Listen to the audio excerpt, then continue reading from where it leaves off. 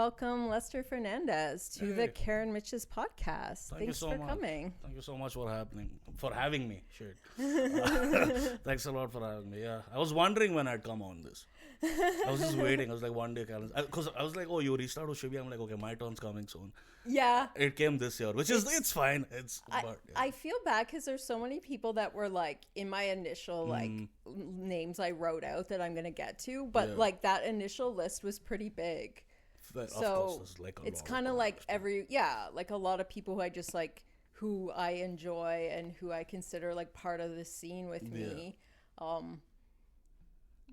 So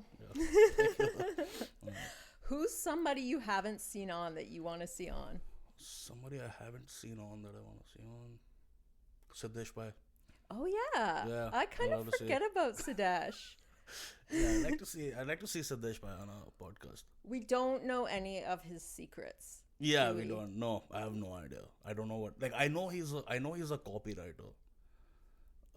Copywriting. Yeah, he's a copywriter, and he's really good at his job. Is what I know. Other than that, I don't know much about him. Like, I know he lives on the East End, but he's a very mysterious guy. He's a yeah. And this is a comedian in the scene. You guys are both from India. Yeah. And you get mistaken for each other. Oh yeah, all the time, yeah. That's why I think you should have me and Siddesh on one podcast. And then I can do a video, right? Like, see, it's not the same guy. Yeah. Or is it? Yeah. Or people could guess who's who. You know? Imagine he was like your alter ego, so wherever you went, you were like, you gotta have that Siddesh Paya. Yeah. Yeah. It's kind of wild because like me and him, we've spoken about this, and we want to be, we want to be recognized for who we are and not being mistakenly recognized. So I just went like, okay, man, we can't like match, right? I go like, if I get a haircut, you can't get a haircut. Like that's the only way we can do this, but it just happens. It's funny, but it's also like it's such like a physical thing and not the vibe of you. Like his voice is very like he has a really kind of like younger way of speaking. You're calling me old? No, I'm joking. I know you're not. I'm just messing around, but yeah. But yeah, the vibe is like very different. How do you think your vibe is in like do you think about your stage persona? I do. I've watched my videos, right? And I'm way too energetic on stage. You think you're too energetic? Yeah, I think I'm too energetic on stage because like in real life when I'm talking to someone, I'm not that energetic. I'm very mellow. I'll be like just be talking in a calm voice. Yeah. Sometimes it'll be up and down, but you have like a fun mix of like you're like a chill dude where you're just like accept everything, but then you're like, I don't know. I feel like it's like a hallmark of yours that you're just like the opposite of that too. Like then you're like kind of exasperated. What is like the bit about your name? Like because you'll talk about how no one believes your name's Lester Fernandes. Yeah, and it's like that. Like is the other end of the energy that you give. Yeah. I know what you mean, and the thing with that joke is it's actually happened to me. Right? There's way too many things that have happened to me because of the name. The name, which I know because I've seen your bit. But will you explain to my audience like why people don't understand your name? Yeah, I'll try. I still don't know why they don't understand my name, but I mean I kind of do. So when So the name Lester Fernandes is apparently Fernandes is very Portuguese. Yeah. Right? Or Spanish is what people have told me. And my name's Lester Fernandes. Lester, which again isn't like a very common brown name you'd come across in Canada. Because I think most people in Canada are like Hindus or Muslims, so you'd have those kind of names. Yeah. And so they want your name to be like... Yeah, it'd be easier for them to recognize, I think. Yeah. Right? Because this has happened a bunch. And this is when I was starting out at an open mic. So the host would just go like, give it up for Lester Fernandes. And then I'd go on stage. And I could hear another comic go like, oh, I didn't expect to see that. Like people think the wrong guy got up on stage, pushed Lester down. Basically, that happens all the time. But the reason for why my name's Lester Fernandes is just colonization, pretty much. When So Portuguese, and I didn't know this, that they were in India, yeah. like before the Brits. While the Brits were there, they were there too. Overlapping. So, yeah, they were kind of like colonies. North America, right? Like we had different French, English, True. who I don't even know. Yeah, we had the same. So we actually got invaded by a bunch of people. Everybody wanted to go. Yeah, everybody wanted some spices, basically. That's what, which is, it's kind of crazy. They were like, our food fucking sucks. Yeah, we need some spices. And that's why they came, because, so the British would export rather, or steal and export rather. It was a lot of tea and spices. And spices is which they barely use in their food. So I'm like, yo, where was that going? What were you doing with it? Which is something I keep wondering about, but never really got an answer.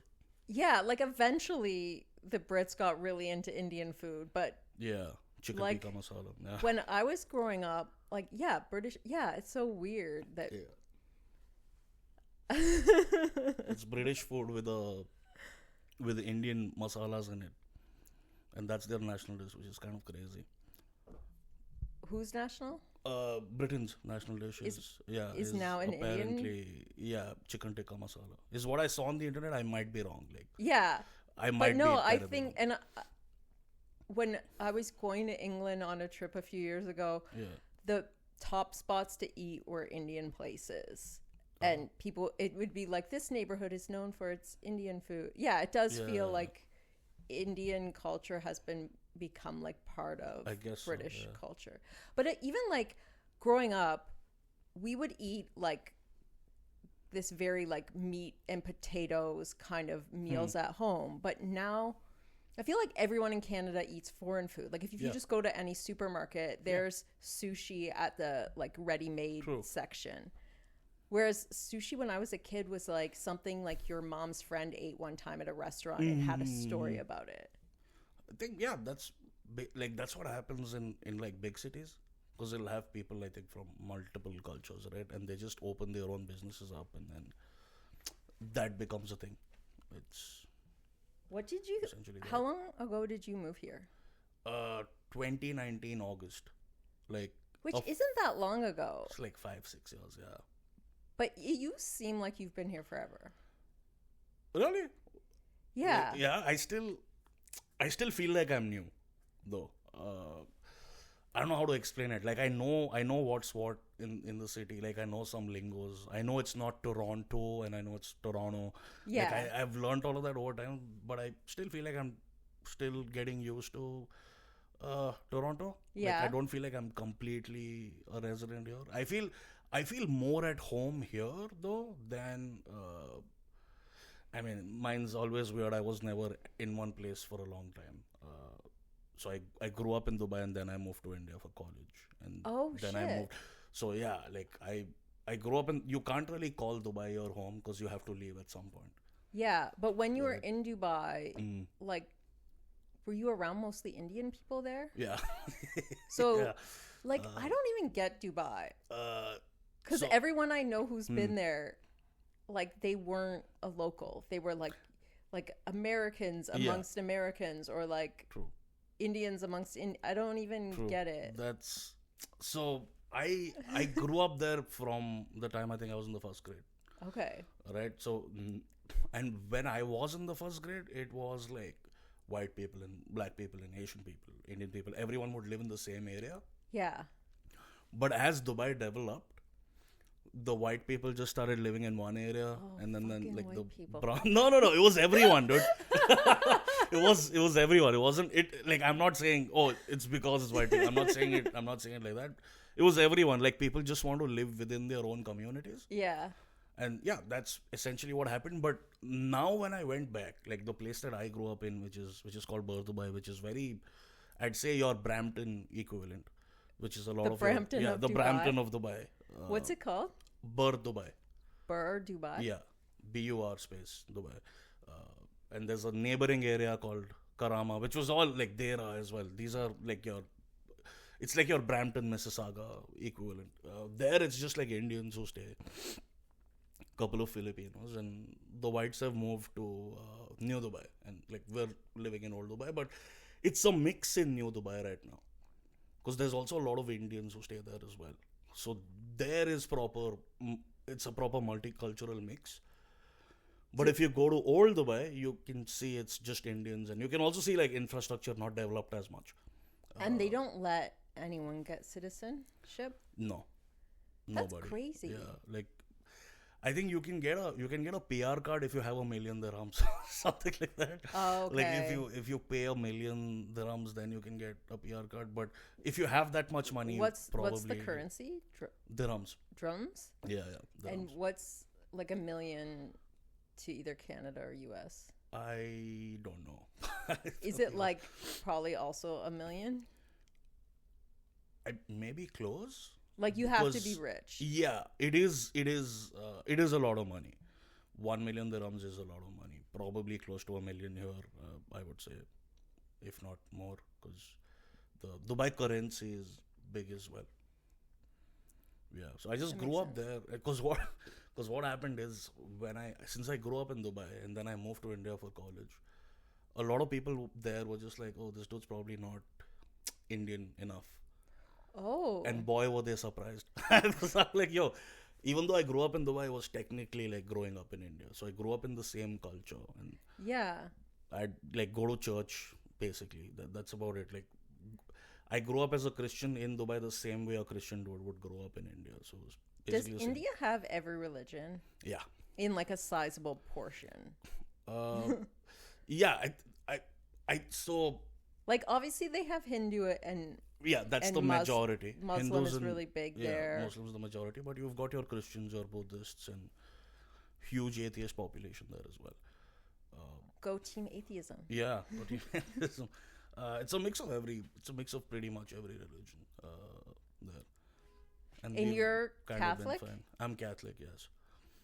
Probably not anymore, but I would say originally. Yeah. I was Catholic, yeah. I would, so... I don't know if you have that here, but so my parents had put me in a hostel, was in a hostel, but it's like one of you're living in a place with other students, and you just go to college or you go to school and then you come back, but you've got like curfew, like a dormitory. Yeah, dormitory, I guess, but mine was way too Christian, dude. Oh, like it was insane. That's when I was it like, started run by going nuns? away. It was run by priests.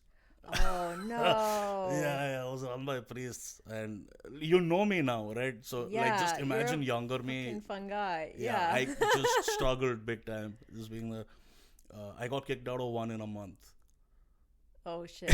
In a month, it was bad. Like, so I think I was probably 15, 16 at the time, right? And 15, 16 is that age where you go like, oh, smoking cigarettes, it's fucking cool. Yeah. Getting drunk, it's cool. I should try that shit out. Right? So it was me and two other guys, and we were the only ones in that hostel who was doing all of this shit.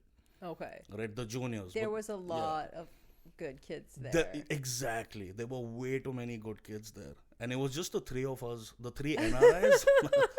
NRIs is non-residential Indian. Oh. So if you're an Indian who doesn't live in India, there's a term for that. Yeah. Which is called NRI. And bad news. Yeah, and as an NRI, if you just go like, oh, India's wrong here or there, Indians will be like, yo, shut the fuck up. You don't even live here. Right? So so it was three NRIs who got caught. It was me, Steven, and this guy called Shenoy. I don't know what they're up to now. Those three names, Lester, Steven, and Shenoy. Yeah, exactly. Exactly. It was three. Sounds like a bunch of NRIs. Yeah, dude. And the worst part is, it was three Roman Catholic Christian boys who got caught, like smoking cigarettes and drinking alcohol in the dorm, right? And the priest who used to run it, I forgot his name. He like it was a Roman Catholic institution, pretty much. Yeah. Called Saint Aloysius. So he caught all of us doing that shit, and he had this stick and he just beat the shit out of us. Yeah, we were like 15, 16. It's very normal. Like, not anymore. Not anymore. Now they don't hit kids because like there's awareness. They just phased it out.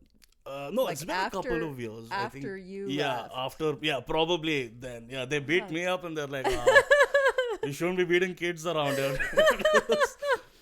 So yeah, it was this stick that he had. I remember he hit me on my hand and there was like this mark and shit. And then he just went like, "Yo, I'm kicking you guys out." Did you have any corporal punishment when you were in Dubai? What is corporal punishment? Like, exactly? did anyone at school hit you? Yeah, I went to an Indian school, dude. That's how. I Yeah, didn't- but now nothing like that happens. Okay. Because now if it happens, you could like lose your job or you could go to jail for hitting a kid. I think in Canada that transition happened in the 70s. And so sure. like I was in school in the 90s, so like teachers would tell you stories about when they got hit. And you knew like this teacher wants to hit us. Yeah, true. We had a bunch, like we had, I think I wouldn't say, okay, so here's the thing, I don't know if it's the same for you guys here as well, right? Like when you're growing up in a school, your favorite teacher would be the English teacher, Oh yeah. right? And I think that's because no one's, like, they're not really forcing you into learning something. Because they're just teaching you like stories. Like they're teaching Yeah. you stories and they're like, oh, this is how you narrate a story, which is basically Yeah. grammar. Let me know if I'm talking too fast. I know I speak too fast and yeah. So I haven't gotten hit by a single English teacher in my life. Yeah. And every English teacher of mine really liked me. I don't know why. I just take a lot of interest in the class. Yeah. But Wait, were you going to school in English? yeah. So your English teacher would be like mine. Like she's not teaching you how to speak English. She's teaching you just like you said, stories. Yeah, I think so. In kindergarten is when they start teaching you your ABCDs. Okay. And then when you go, the first grade is when they start bringing in grammar and pronunciation and enunciation. Yeah. Is that a thing? Yeah. They start bringing all of that. And then, so the board I went to is called CBSE, which is Central Board of Secondary Education, which is an Indian board.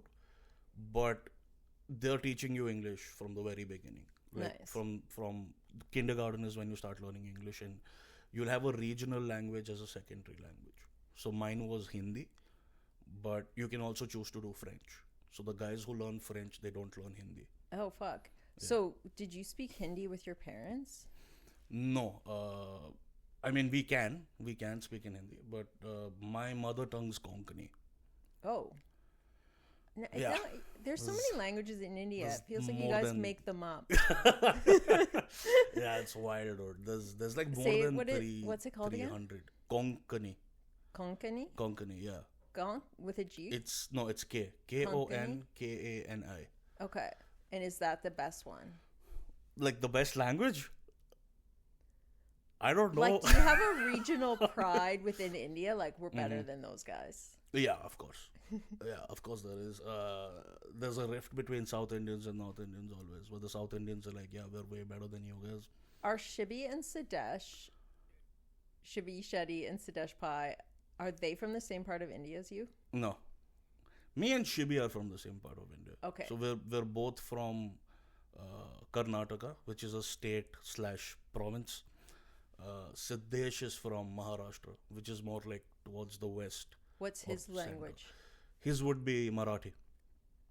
Yeah, but Marathi? yeah, Marathi, which is the language, which is like the main language of Maharashtra. There's more than 300 languages in India. What? Yeah, That's so and crazy. it is insane. And I was reading about this. I don't know how this happened, but when I was in India, I didn't really give a lot of shits about like Indian history Yeah. and culture. But when I moved here, I'm You're just like, fuck, what an interesting place. Yeah, I'm like, I want to know where I came from. Okay, just is started reading India, about like, is it as culturally diverse as, like, Europe? I would say way more. Probably way more. I might be wrong. I'm Yeah. not going to say I'm 100%. But, like, right. when you're talking about two different provinces in India, they have as much sort of, like, difference between them as, say, like, Germany and France, France and Denmark. There is a lot of difference. So it's not just provincially, but if you move from one village to the next village, you'll already see a difference in culture. Like it could be the smallest of things, like the kind of food they eat, or it'll be the same language, but the words they use in that language would be different. So like the Konkani that I speak is my mother tongue Konkani, is Mangalorean Konkani. Alright? But if you go to Goa, Goa has their own version of Konkani. And if you go to Maharashtra, they also have their own version of Konkani. So it's a lot of people moving, like people will move from state to state or city to city, and like languages change, right, based off where you're at. Like even though you're speaking your language, you might just add a word of the local language into that language, and that keeps getting passed on, and boom, like you've just created a new dialect. I don't know if dialect's the right word, but a new dialect, I guess, out of an existing language. Yeah. And that's been happening for like ages. I think ever since India's probably existed. Yeah. These things change, and then we have our own version of English. Not entirely, but it's called Hinglish. Hinglish. Yeah. So I'll be speaking in Hindi, but I'll add English into it. Or I'll be speaking in English and I'll just add a few words of Hindi into it. Yeah. And that's Hinglish is what it's called. It's not an official thing. Yeah, but in the US they say Spanglish, yeah, right? Yeah. It's essentially that. There's a lot. Like it's I think one lifetime isn't enough to experience all of India. Like it's not possible is what I've read online, and the more I think of it, like you can't explore every culture in India. You'll die by the time you're done. That's so crazy. Yeah, and because like when a country, when you just encounter the name, you just think every country is as much a country as every other country. But India sounds like maybe there's a bunch of countries that are you know what I mean? Like there's a bunch of countries inside India. Yeah. Yeah, kind of like Europe, right? Yeah. There's more. Like it's like if you grow up in North India or South India, you'll know more of the India that you grew up in, right? I wouldn't know as much about the culture in North India. I still don't. Like for example, the guys who dance at Eaton Center? Yeah. North Indians, right? Like South Indians wouldn't usually go and do that, because South Indians are a very very quiet, very reserved community. They wouldn't be that loud. Okay. Right? But North Indians are loud. Okay. Right? Like, so they'll play like loud music, they'll dance and all that. But South Indians are like kind of like chill. They'll just be by themselves. Yeah, it's that. And then there's also Northeast India, which I don't know a lot about. I've just met people, I've had friends from Northeast India, but I don't know a lot about that culture. Yeah. There. So, yeah, it's a lot. It's like a bunch of trips to just go get like a taste of what it is. It is. Does it stress you out that you won't get to like see all the places you want to in your life? Yeah, it does. Do you have like a top, like what's your bucket list? Mine? I've always wanted to go to Iceland. Like it's been my dream since I was probably 17. Oh, wow. 17 or 18. I watched Secret Life of Walter Mitty. Have you watched that movie? No. Ben Stiller, very good movie. You should watch it. So he goes to Iceland in the movie, and it's beautiful. Like it's like breathtaking. And as soon as I saw that, I went on the internet, just like, I was fucking 16, 17. As a kid, I'm just going and just looking at pictures of Iceland. And then I figured out there's a feature on Google Maps where you can see what it looks like if you're standing there. Like you can drag and drop that person, right? And you can see. So I started doing that, and I pretty much saw all of Iceland just doing that. And then I was like, shit, man, I really want to go there. So that's something I've been wanting to do for a while. So far I was like struggling in terms of like job and just having some stability and making money and stuff. But now I'm way better than before. So now I'm looking at going somewhere. That's amazing. Yeah, probably do it this year or maybe. When I was a teenager, Bjork was really popular, and she wrote an article for this music magazine that was just about Iceland, and that's what got me obsessed with Iceland. Yeah. And I was like, I always thought that would be like my first trip to Europe, but nobody really wants to go to Iceland. So like, I didn't really travel till like my late 20s, and then it was like 10 years of like kind of, oh, well, my friend wants to go, but she wants to go to this country. And then I finally got to Iceland like about 5 years ago. Oh, nice. And it was a big like kind of life-changing trip, because like I went with my sister and her husband. We rented a camper van, and I wasn't really like a camper before that. And then, or as much, I don't know, it just made me more of like a nature and camping person than I'd ever been before. It's like, yeah, it is the best trip, I think. I don't know why. I really want to go. It's like, it's also been my dream to retire there. At some, like, hopefully I have the money to do so, but yeah, like just die in that country, which is an insane thing to think of because you've not even been there. Yeah. But something about it speaks to you. I'm kind of filmy that way. Yeah, I think that's what happens when you watch Bollywood. You have this you'll see a picture, you'll go like, yeah, man, that's the place for me. Yeah. Bollywood movies do that. They lie to you. They'll share this fake dream in their movies, which gets you inspired. That's kind of what got me into studying film. Yeah. Yeah, because I watched this Bollywood movie. It was called Ye Jawani Hai Diwani. Right, and so it's about this character who's just like, yo, fuck the rat race. I'm gonna do what I want to do. Yeah. Right. So this guy went abroad to study, like, videography and all of that, and then he just travels the world. And as an Indian kid who's like, just like, I grew up in Dubai, right? So like, it was, I didn't have like we weren't filthy rich, right? Like, it was a very simple life. And when I watched that movie, I was like, fuck, I want that life for me, right? I watched that and I'm like, oh, how did this guy become like a videographer? And then I did my research. I figured out that he had to study media. So I went like, yeah, fuck it, I'm studying media. I'm going to go to India and study media. I chose to go to India to study media because there's freedom of speech there, but like Dubai, not really, right? So if I go to a journalism program, I want to be able to study at a place where there's some free speech. So yeah, and then I went to India and I started studying. I was doing a Bachelor of Media Studies.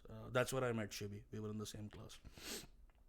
And there where I understood what journalism and filmmaking actually entails, I'm like, yeah, fuck that, dude. It's a lot of work. I don't think I'll be able to do that. But yeah, it was Bollywood that led me towards... but you still film. Work in film, or... I still work in film. Okay. Yeah, but mine's more of a coordination job. Yeah. So I work You're not like doing something really technical. Yeah, I'm not doing something technical. I'm not on set. Mine's just... Okay, here's the thing. Because I think... Sorry. No, sorry, please. What are you saying? No, you go. Okay. Here's the thing. I don't think a coordinator is an actual job. You get what I mean? Yeah. Right. Thank God that position exists because like I'm good at it. Right. But checking on other people's work doesn't count as actual work. Like that's what I do. I go like, hey, this is the deadline. When will you be ready? And this guy just goes like, oh, it'll be ready at this time. And I'll be like, cool. And then when there's 30 minutes left for that time to come, I'll be like, hey, just checking, where are you with this?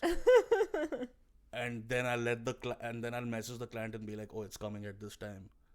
And then I'm like, yo, I'm just like the messenger here. This isn't like an actual, like, I'm not doing stuff. Did you ever watch Office Space? Office Space? No. It's a movie from like 2000.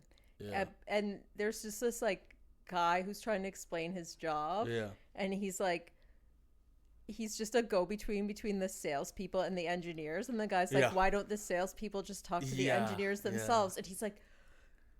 yeah. Dude, that's my job. I'm communicating one place to the other when they can just talk to each other. But I'm glad they don't know they can do that. Because if they do that, I'd be out of a job. Dude. It's a racket. Yeah. Because I'm literally copy-pasting messages. Like, that's pretty much it. No, I mean, there's more than that. I'm just fucking around when I say this. It's very... So, my job is essentially making sure we meet deadlines. Right? And to make sure we meet deadlines, messages have to go from one place to another. And I'm just delivering them. But, yeah, it's just that. But also, when I think about it, I'm like, yo, they could probably survive without me.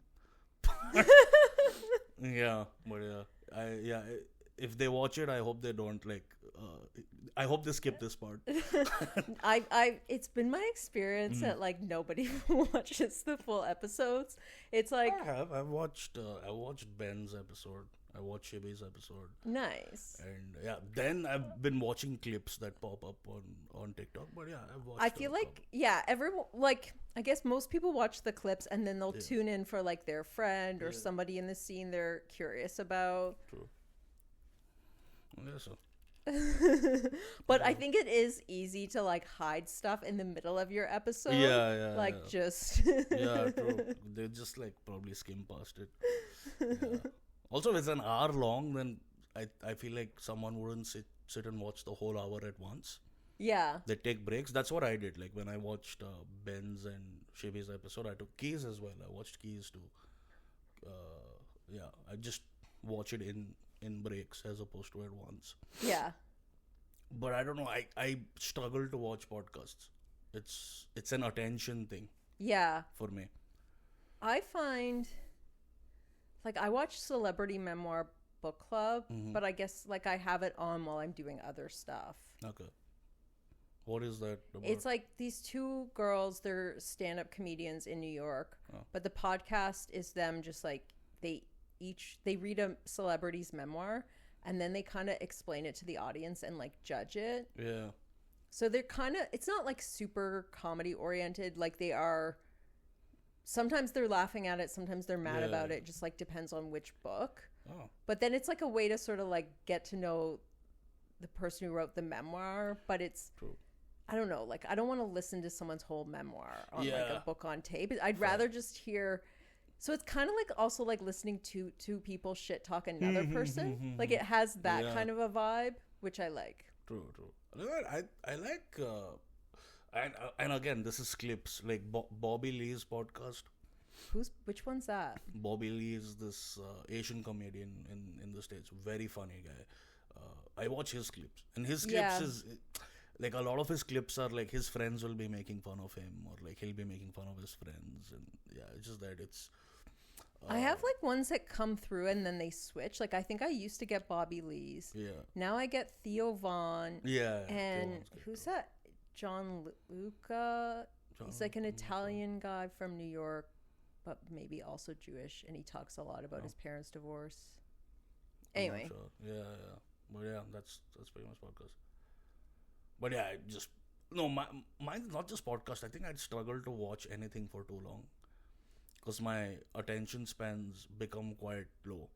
Yeah. In all these years, it's because of the TikTokification of content is what they say. Yeah. And do you find like if you do watch a movie, like it's hard not to look at your phone, even if you were like excited for the movie or the show? I struggle so bad.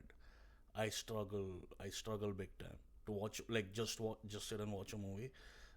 I struggle big time to do that. But there are some movies which I've watched throughout, like Alien Romulus. I don't know. Have you watched it? No. It's like this horror. It's not exactly horror. It's like this horror. Is it like a sequel to Alien? Yeah. So it's a really good Alien movie. Like I haven't watched a lot of them. I've only watched the first one. Alien Romulus is pretty good. Like it'll keep you hooked throughout. That's one movie. What's the premise? Just like they're stuck on a ship which have aliens that are out to kill them. That's about it. And that's how they escape. It's just that, but it's more the way it's shot. There's a lot of tension in every shot of the movie. Yeah.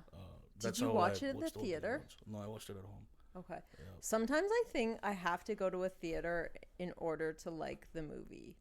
And sometimes true. I'm like, I'm telling someone how much I like a movie, and I realize I think what I liked about it was this is one of the rare movies I've actually given a chance. Yeah. So during TIFF, I watch a lot of movies that come out. Not just in English, like in any language. I'll just go sit, and I've noticed that at TIFF, I'm not on my phone that much. And that is also because there was this one movie I was watching, which was this animated Japanese movie that I was watching, and I don't know, I kind of lost interest after some time. So I just opened my phone just to see what's up. Like if there's any message I can reply to or something, or just go on Twitter or something like that. And when my phone light came on, someone in the back went like, "Excuse me, can you please switch your phone off?" And I'm like, "Shit, okay, cool, yeah." So I've stopped doing that in movie theaters now. Yeah, I think you don't think it would be a big deal, but because the whole room is dark, I do notice when people. I wouldn't say anything, but yeah, no fair. No, plus it's like TIFF and it's a lot of movie geeks who are watching the movie. Came. So I'm like, okay, I get it. You're like passionate about. One time I was watching a matinee and there was like a bunch of 8th graders who were being like silly in the theater, and I was like we need a Karen to yell at these children, and I didn't have it in me. Oh, that happened at the Robert Pattinson Batman movie. Yeah. I'd gone for that, and there were like these like, I don't usually get furious, but there were like these 13, 14-year-olds at the back. They were drunk or high or some shit, and they're like commenting in the middle of the movie. And I'm like, yo, this is my movie, alright? Like, it's like I grew up on like Batman and like Avengers and all that shit. Yeah. Like it's like my movie. And I badly want to like turn around and just yell at them and be like, yo, get the fuck out of here if you're not fucking like. But then I didn't have my PR card yet. I was still on like my work permit, so I didn't yell at them. But yeah, if I had like a permanent residency of Canada, those kids would be pissed. Yeah, I just get out, turn around, yell at them, and like, get the fuck out. But yeah, you should celebrate your PR by by knocking some skulls together. Yeah. I'll come watch. Yeah, but is it harder now? What is to get PR? Like, are you getting screwed?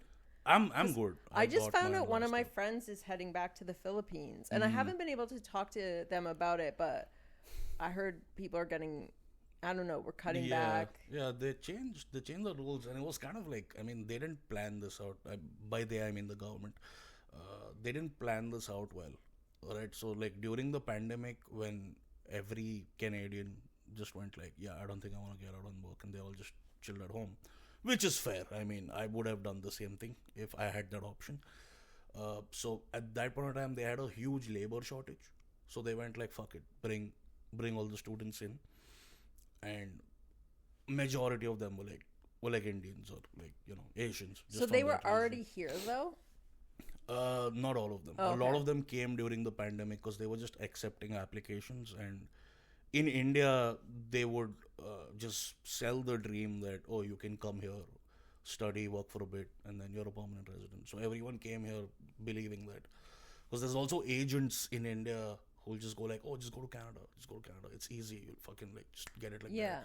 Which isn't true. Like a lot of people don't do their research, which is their bad. But they're like recruiting for a school who just needs students, and they'll get the tuition money. Yeah. Basically that, and then that time a lot of people came here, and you know, then they started working at like your Walmarts or like anything that had labor shortage that really needed people to work at, your fucking Tim Hortons and all of those kind of jobs, or your factories as well. Like a lot of Canadians stopped going to factories because they were scared of getting COVID. So that time, like a lot of immigrant students just started working there. Like people did end up getting their PR, yes, but there were a lot of them still left. Like they didn't have the points, but the government didn't put a stop on how many people they're bringing in. They were just like, come through. And then there were so many people in the country, or like just Toronto per se. There were so many of them that things just started becoming expensive. Like rent started going up because there's that many people demanding for a house. Groceries started going up because there's that many people, and you need that much like food.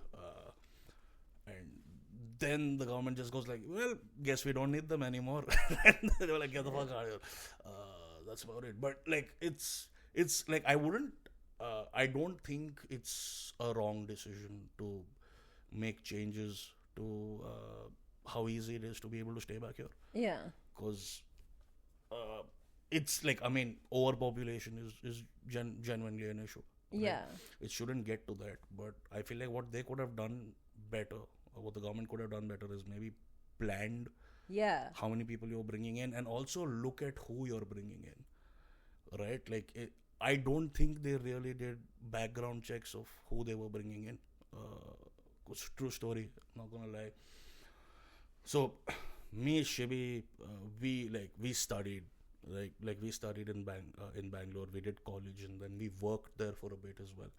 Uh, like we worked there as writers. Yeah. So Right? you Both came of here us, as yeah. like young We professionals. basically came here as young professionals, but we started studying because like A, we wanted to, and B, it's also a pathway to getting a job. Because if I come from India to Canada and with Indian experience and I go like, hey, give me a job, someone hiring in Canada will be like, yeah, but you don't have Canadian experience. How can I just give you the job? But if I have a degree from one of your colleges, it's easier for me to get a job. Yeah. Right? But there were a lot of people who were in the same class as me and Shibi. We did two programs. And yeah, in one of them, there were so many people in the class who didn't know as good English as like me and Shibi did. And I wouldn't say mine, or I'm not gonna talk about Shibi. I wouldn't say my English is great. Alright, like I can get by. I'm not saying mine's like top notch. I can definitely do better. But there were a lot of these guys who didn't know pronouns. Right? I'm not saying he, she, they, them. Not those. Yeah. Like, not that. But like who do you refer to as he? Who do you refer to as she? Yeah, like basic stuff Yeah, to put sentences together. You have to be able to say, yeah, he's walking through the door. exactly. And a lot of these guys didn't know that, and they got their permanent residence card before me, and I'm like, yo, how the fuck is this? Yeah, so the Canadian government wasn't really looking at or keeping tabs on who's coming in. They weren't doing proper checks. Yeah. To and then when all these people come here, like the people in Canada just start complaining, being like, yo, what the fuck, these guys don't even know English and all that. I'm like, yeah, that's your government screw up. It's not our mistake. It's not an Indian person's mistake. It's your government's mistake for allowing them in. Yeah. Without doing a proper background check. So yeah, you can't really be blaming us for this. Yeah, just basically that. Basically that. Because I'd be on TikTok and I'd see a lot of. Again, this is the whole racist shit towards brown people on the internet, right? I'd be on TikTok, I'd see a lot of comments going like, oh, the country's got inflation because of Indian people. I'm like, that, no. We're bringing so much money. Like, we pay, for an 8-month program, we're paying like 40,000-50,000 Canadian dollars a year, which is pumping money into your, you know.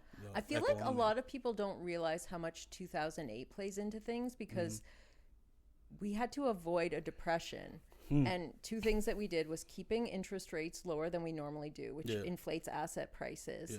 And then we've been kind of, especially Canada, like we run our economy by having lots of immigrants because jacking immigrants does bring money into the economy. But then there's long-term, it's like a cheap way to keep money going. So you need them. But then like, but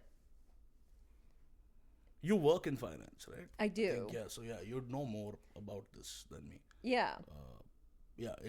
In like the financial terms. Yeah, so when you have lots of people coming into your country, the population is increasing, like that does, it grows the economy. True. But then, we have a big lag in housing, so now that's just like the biggest issue. True.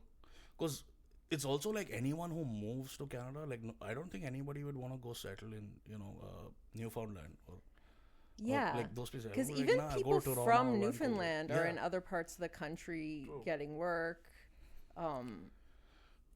True. It's just because that's what they did initially. Because initially they'd go like, oh, you can go to Newfoundland and study and work there, and you'll have to spend this much amount of time in like your Newfoundland or Saskatchewan. And then you'd get your permanent residency card.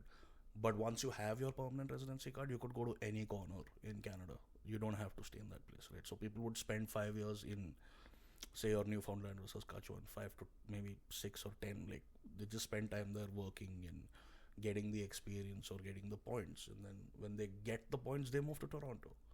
Or they'll go to Vancouver. Because nobody would willingly want to stay there. Yeah. Like, there's nothing there. It's just one. Yeah. Because like that, when me and Shivi came here, we were staying at Kitchener, right, for a year. And dude, Kitchener's so This is when I realized I wouldn't be able to live in Kitchener for long. This was day one of class, and we had a professor, and he was just giving, like, he was just telling us about, Kitchener and its history and all of that,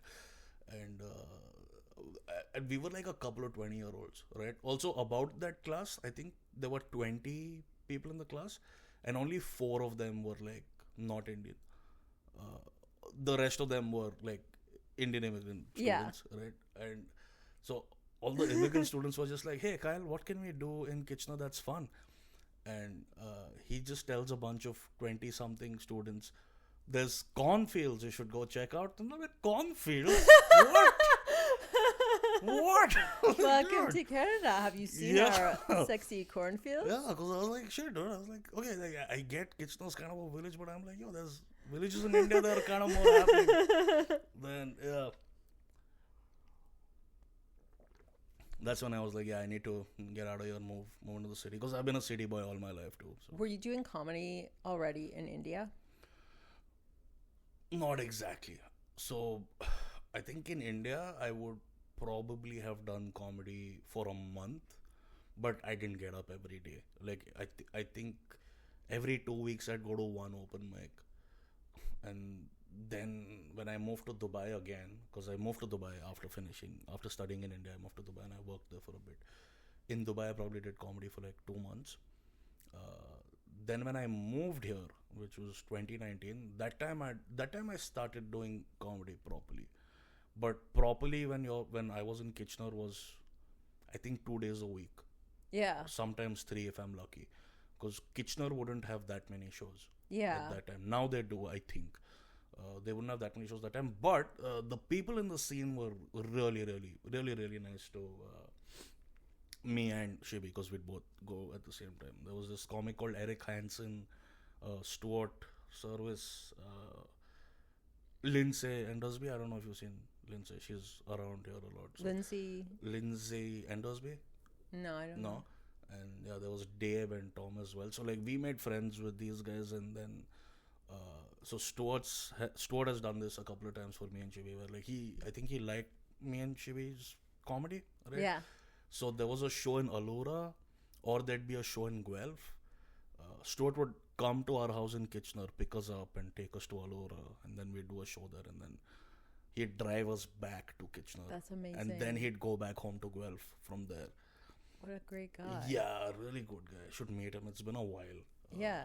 So yeah, that's like my 3 days a week in while we were living in Kitchener. But then the pandemic hit in fucking 2020, right? Yeah. Yeah, the pandemic hit. Comedy stopped everywhere. Pretty much everything stopped. And that time we'd just hang out with like comics. We'd hang out with Dave, Tom, and I think Lindsay. We'd just go to their place. Sometimes we'd make food and like we just eat, but yeah, otherwise we'd just get hammered because there was nothing else to do during the pandemic except. It was a great time for drinking. It was a great day drinking, night drinking. Yeah, I have drank so much, and then I think we finished our program, and then we moved to Toronto. Then we moved to Toronto, and yeah, I don't think I still started comedy after I moved to Toronto. I started, I think last year or the year before that. I think last year, because I would say I've been doing comedy for like a year and a half, or close to 2 years. I'm sure I'm hitting my 2 year time in comedy now. But yeah, like of like really being really being into it, really doing it properly. Like I mean, there are times where I like take a break, which could basically mean I'm just lazy to get out of the house. Like it's just probably that, because when I went to India and I came back, India was extreme hot weather, right? And I came here in Jan, which is extreme cold, and I'm like, yeah, I don't think I'm getting out of the house. And I bombed at a show in Dubai, which was pretty bad. Wait. When you went home, you were in Dubai? Yeah, so my dad's retired, right? And he's in India. He's taking care of the grandma, and my mom's still working. So she's in Dubai. So I went to Dubai and I met my mom first, spent some time with her there, and then we went together for Christmas to India. Cool. So you bombed in Dubai? I bombed in Dubai, dude. It's pretty bad. Was it an Indian audience? No, it wasn't. No, it wasn't. Dubai is very multicultural. Like you'll meet someone from Azerbaijan there. Like it's like one of those, which I didn't know was a country until I recently went to Dubai. That happens to me a lot. Yeah, yeah. So the audience was a mix. Like there were like Turkish people. There was no one.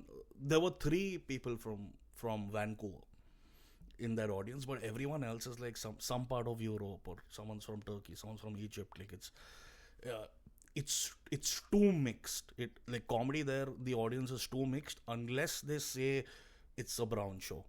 Yeah. Right, otherwise it's too mixed. So I went up and I did my Lester Fernandes bit, which works all the time here. Yeah. Right, I went there and I was like, oh, nobody believes my name's Lester Fernandes, and I was expecting like a laugh, and it was just quiet. People were like, People I were just don't watching. get it. Yeah, people just like, yeah, they just looked at each other, they're like, yo, what the fuck?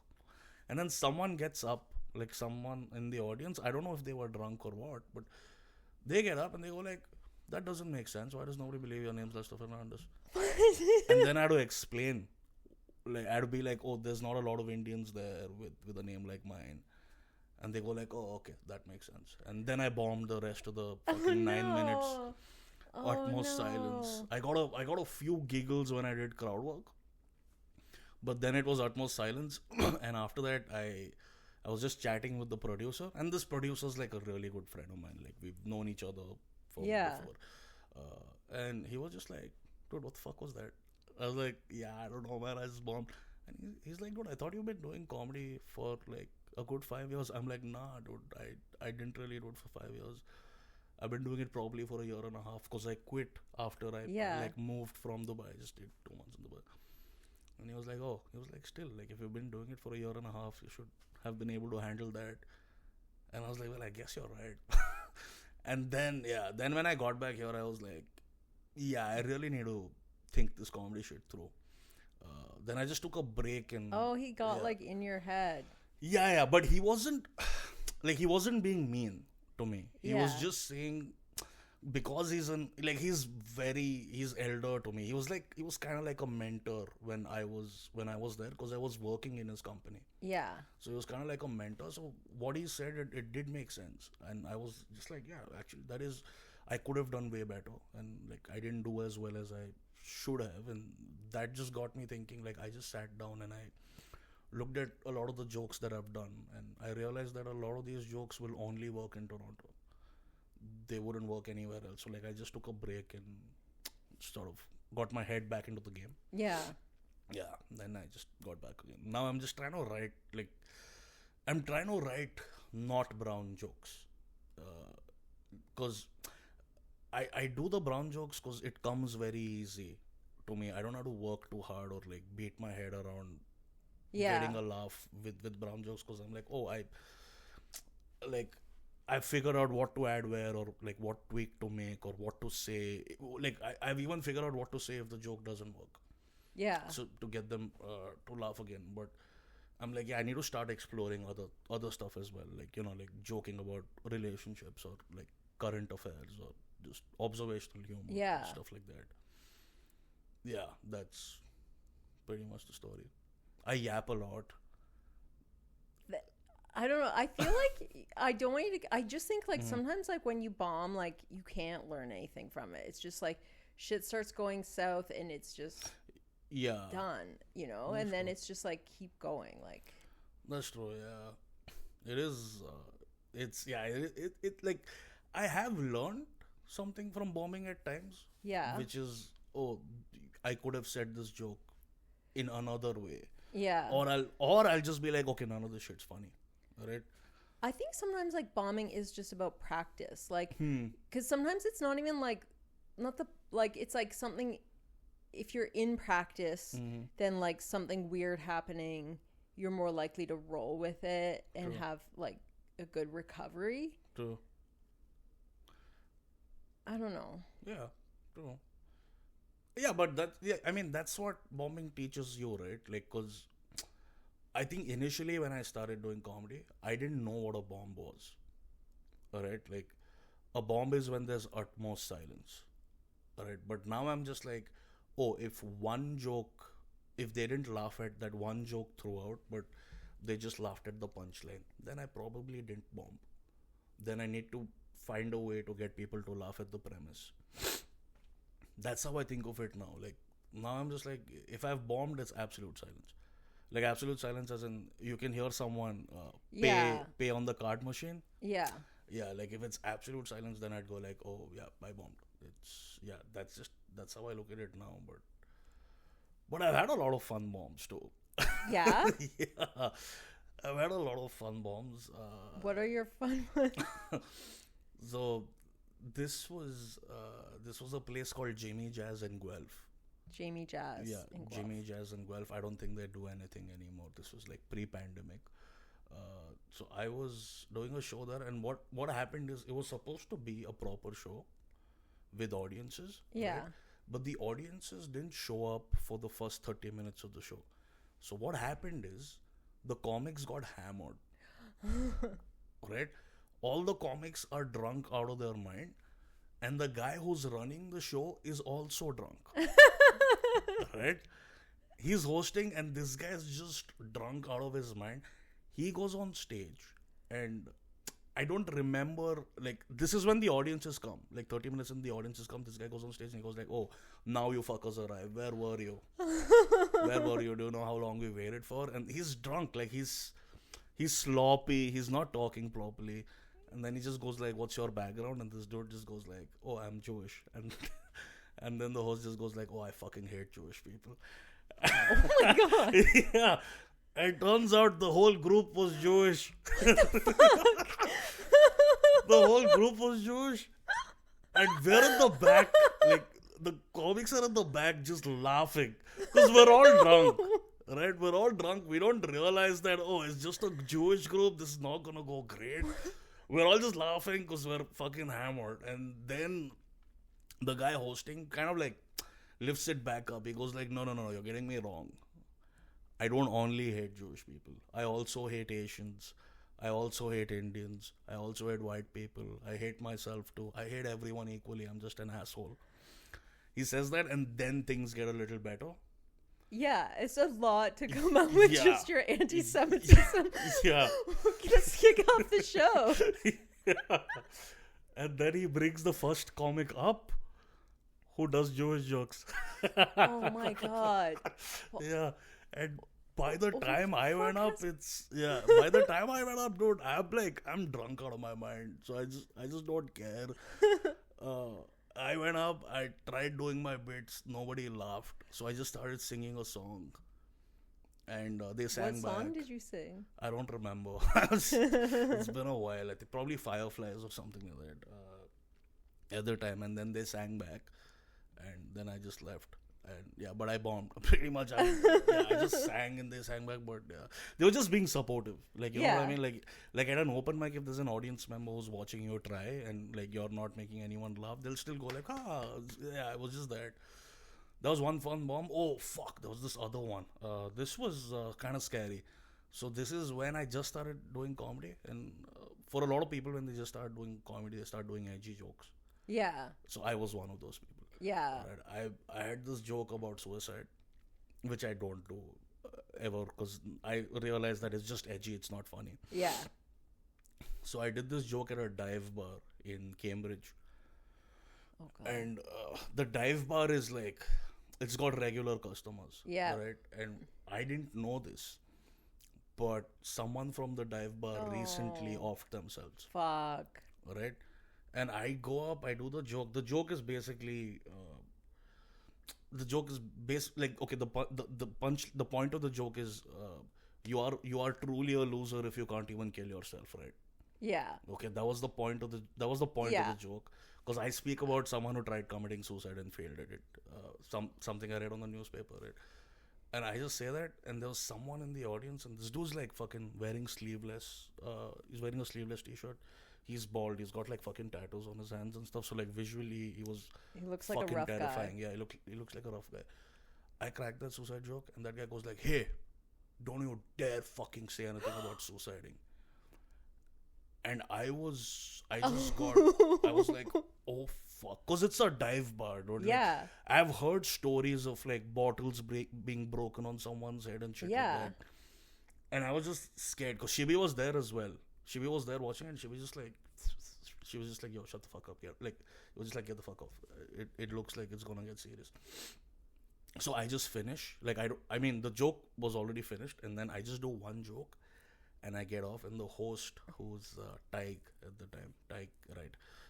Taig goes up, grabs the mic, and Taig tries to like set the mood right again, right? Taig goes like, "Oh, I didn't know you were a loser if you couldn't kill yourself." And Taig goes like, he had a friend who slit his throat, and he was bleeding out, and then like they fucking held his neck together, called the ambulance and stuff, and then he survived. And Taig goes like, I should probably go and tell him that you think he's a loser. And I'm like, oh fuck. Like what? Like the thing is spiraling. Yeah, the thing is, Taig meant to make that funny, but at the time it's just not funny. Like it's not funny. Like, no. Like you should just not talk about suicide right now. Like that's what happened. And then the fucking sleeveless guy, bald dude, he gets up and he comes a little close and he goes like, hey, and like he's like right here, right? To you or to Ty? To me. Okay. And I'm sitting down on a chair. He's like right here, and his fucking fingers at my face, and he was like, you can't fucking make fun of suicide. You can't fucking make fun of suicide. And dude, I'm freaking the fuck out. Yeah. Because that's like week 3 in Canada. Oh my god. That's like week 3 in Canada, where like before coming, I'm like, oh, I can say whatever the fuck I want to say here. It's like week 3 in Canada, and that time Taig interrupted and went like, yo, get the fuck back. Like Taig's like a big guy, right? Taig went like, get the fuck back, sit down. You can't fucking talk to him that way and stuff like that. And then that guy goes back, he sits down.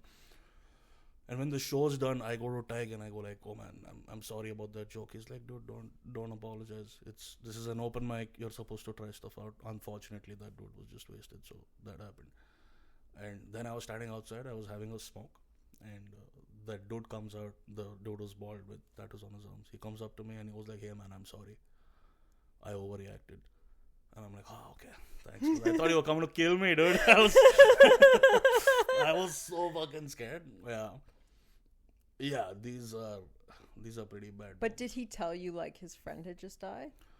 No, he didn't tell me. I found out later from just talking to the comics. Yeah. Because it was written, like they had like a black board and they wrote rest in peace or something like that. And they wrote the dude's name. And they were playing music that day which that dude really liked. Shit. So they were kind of like... They were in it. Reminiscing his memory. And I went like, yeah, if you can't kill yourself, you're a loser. That's what... I didn't know, dude. Yeah. Like if I knew, I would have never cracked the joke. Yeah.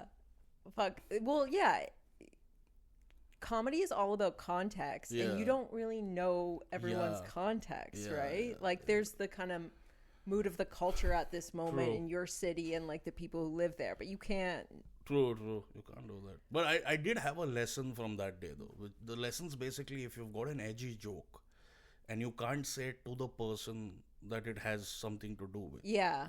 If you can't, like, for example, that suicide joke, if I do the joke, I should be able to say that joke, say in front of a person who's attempted suicide and failed. Yeah.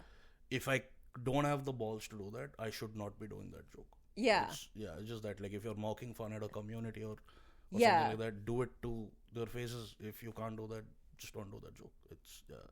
I think that's a the really lesson. good. Yeah, that's the lesson I took out of it, and this helped on the long run because I have this joke about Sharia law in Saudi.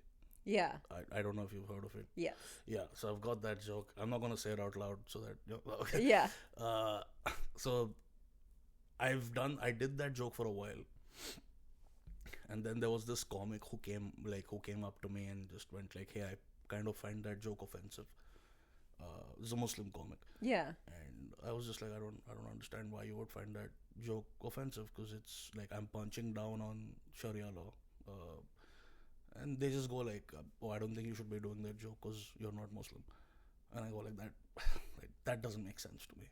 Like then I shouldn't have an opinion on anything, right? Like I shouldn't be talking about the Ukraine war because I'm not Ukrainian. Like that doesn't make sense to me. Because I'm talking about something that's tragic for a community in the country, which I thought was fine. And then I spoke to a few friends about what happened, and they just went like, are people laughing at the joke? And I'm like, yeah. They go like, then just do it. If they're laughing at the joke, then just do it. And Then this one time at Keys, uh, there was this girl who was sitting there, and these guys, and it was I think five people of audience, right? And the one girl was from Saudi who was sitting there, and I heard these guys, like I heard someone go like, "Oh, there's a girl from Saudi," and I'm like, I'm gonna do my Saudi joke now.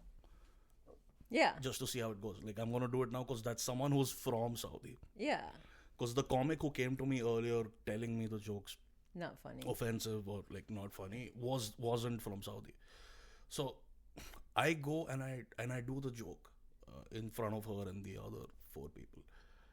And what happens is the other four people look at her to see if it's okay to laugh.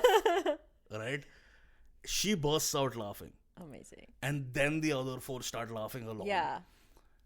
And the girl from Saudi goes like, dude, you're actually right. That's pretty accurate that's a pretty accurate Saudi joke. And I'm like, fuck, thanks. And then I spoke to her later as well. I go like, hey, I just want to see because someone told me that this joke was offensive. And then she just went like, dude, that person's not from Saudi. And they don't know the experience. Yeah. Which is why they probably must have told you that it's not funny. Yeah, that's the thing with that joke. But this time when I went to Dubai, I told the Saudi joke to my friend, and he went like, "Dude, actually, Saudi is not like that anymore. They've become very liberal." Eminem went and performed at Saudi. Eminem performed in Saudi Arabia. Eminem performed in Saudi Arabia. Yeah, they're turning liberal now. That's crazy. Yeah, they're like trying to catch up. They're catching up with the rest of the world. Yeah. Right now, so they're turning liberal and. Then I was upset. America's turning fascist. yeah. But I was upset that Saudi is turning liberal. I'm like, fuck, this joke's not gonna make sense. Comedy. Yeah, it's not gonna make sense anymore. So now I've moved it to Iran. I do a bunch of jokes about like incels and just men and like. Yeah, I don't want to lose my comedy. Yeah, dude. Yeah. I mean, I want the world to be progressive, but fuck, I wish I could do a joke. No, but I can still do the joke. I'll just have to make it Iran. Like from Saudi, I'll just have to like switch it to Iran. That's about Nice. it. But, yeah. Okay. We're coming to a close. Do you want to just maybe let people know about your socials? Yeah, of course.